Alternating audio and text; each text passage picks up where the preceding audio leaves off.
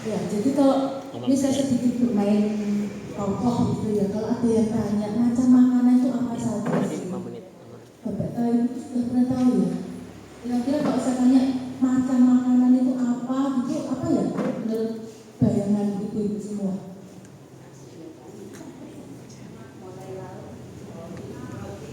Ada yang bilang roti, nasi, tahu tempe, oke. Keripik juga masuk. Buah oke. Sambal, ya, tapi kayaknya kalau orang makan sambalnya enggak ya, Bu? Ya, yuk kita lihat. Nah, jadi secara umum kalau kita tanya itu kita kelompokkan bisa menjadi yang ini, ada yang disebut dengan pangan segar, ada yang kita sebut dengan pangan olahan.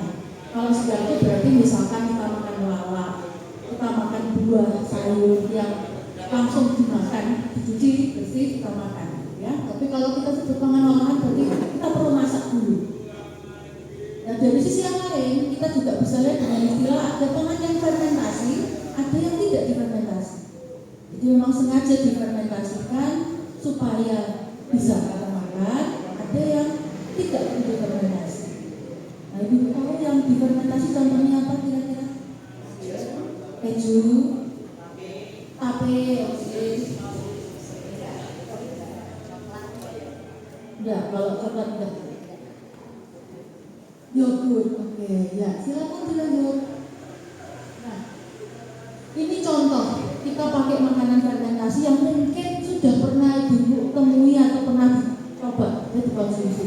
Ada yang namanya tempe itu pakai jamur. Ada yang namanya tape, tadi bisa sebutkan. Ada kecap itu kita buat dengan fermentasi. Meskipun dalam pengolahan juga ada yang menggunakan reaksi kimia, tidak dengan fermentasi, tapi aslinya fermentasi. Yang di sebelah kanan itu dari bakteri. Yang atas tahu Bu? Nata, ya itu dari fermentasi juga ya, kelapa.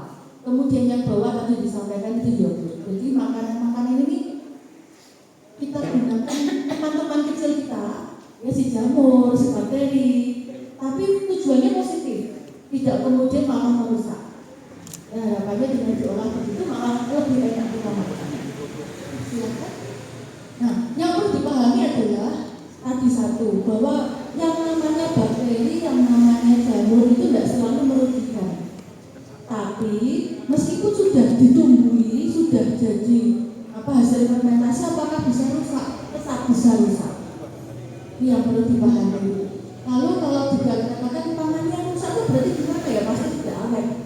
Nah, itu yang bagaimana kita harus menyiasati. Silakan. Nah, tanyanya apa rusak itu gara-gara teman-teman kecil kita itu saja sih? Secara kualitas, kalau kita bicara kualitas makanan, jawabannya tidak. Jadi tidak hanya masalah mikroba atau teman-teman kecil kita. Yuk lanjut. Nah, apa yang bisa mengganggu sebetulnya saat ada kerusakan fisik maupun kimia pada produk yang kita buat atau yang kita beli atau dijual, itu kita sudah katakan ada yang kita belinya sebagai produk itu sudah rusak atau tidak layak jual. Nah, mari kita lihat oleh sebab itu nanti larinya ke bagaimana kita mengawasi makanan ini aman dan mutunya terjamin. Itu yang menurut saya sekarang pemerintah dan kita juga harus makin sadar diri sebagai konsumen, makanan itu harus memenuhi dua kriteria itu, aman dan mutunya jamin. Gitu. Ya kan? Nah, ini contoh Ibu. Yang di kiri, yang di kotak itu adalah pangan segar yang mutunya berubah. Ini misalkan pisangnya sudah mencoklat, itu katanya sudah ya beberapa bisa ngomong ini bisa nggak layak makan gitu. Padahal mungkin cuma kulit luarnya yang bisa jadi salah penanganan. Misalkan saya masukkan kulkas, mencoklat biasanya pisang itu. Ya, padahal apakah rusak? Belum tentu. Tapi begitu sudah kelihatan pisangnya coklat, sudah persepsi di kepala tidak akan beli produk ini. Ya.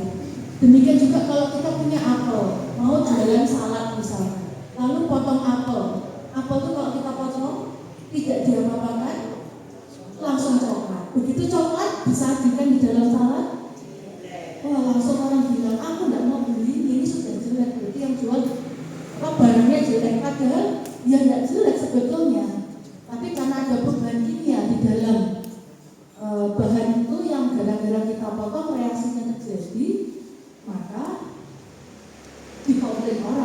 banyak karena perubahan. Oh iya, ya. Begitu ya Bu. Jadi seperti ini kadang-kala ya mau tidak mau saat kita jadi produsen kita harus paham sedikit banyak. Maka biasanya orang katakan kalau apel begini diapakan Bu? Kalau kita kupas apel ada yang cuman direndam di dalam air, ada yang direndam dengan air garam.